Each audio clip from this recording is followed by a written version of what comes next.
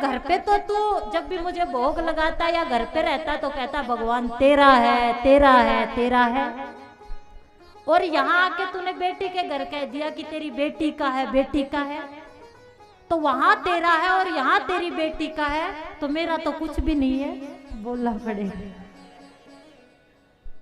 तो मेरा तो कुछ भी नहीं है। उसकी आंखों में आंसू आ गए।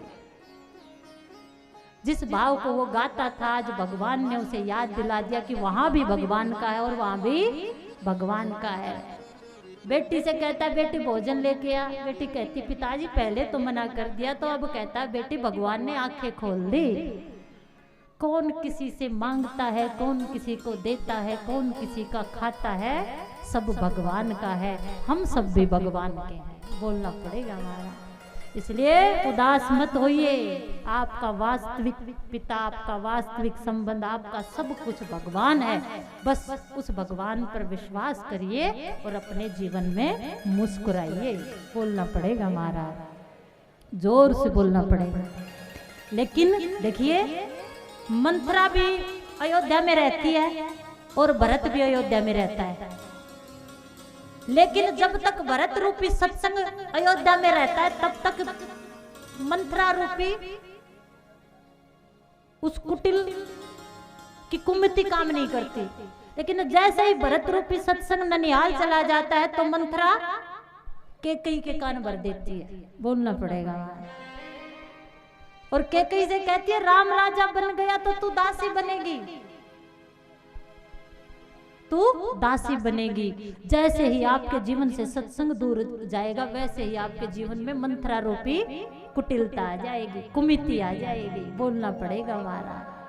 जब राजमहल में अयोध्या में कुमिति आ गई, कुसंग आ गया, तो राम जी वन में चले गए। काम क्रोध, जब ये काम क्रोध लोभ जब ये तीन आते हैं तो तीन चले जाते हैं। काम दशरथ के मन में आया, चला गया। क्यों?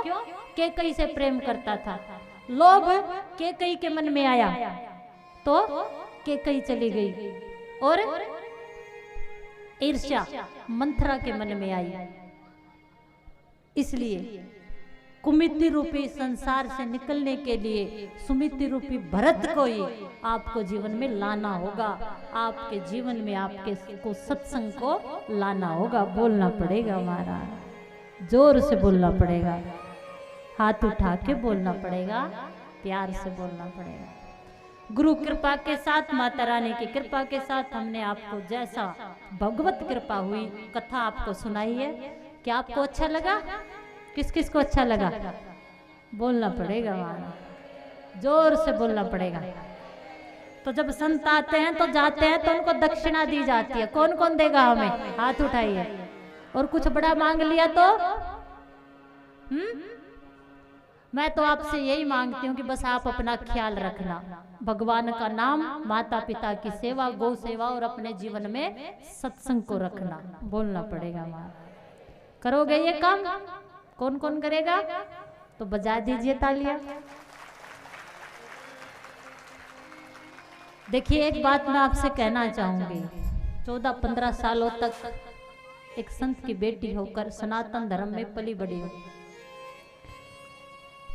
सात्विक ऊर्जा को मैं समझ सकती हूँ।